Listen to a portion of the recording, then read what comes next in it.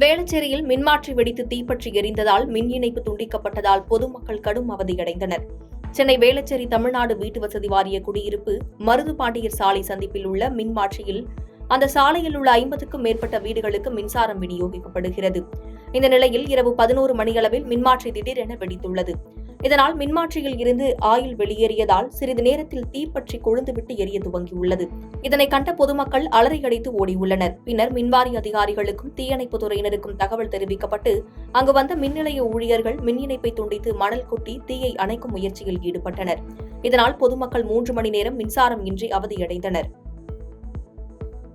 பாதகம் செய்பவரை கண்டால் நாம் பயங்கொள்ளலாகாது பாப்பா, மோதி மிதித்து விடு பாப்பா, அவர் முகத்தில் உமிழ்ந்து விடு பாப்பா.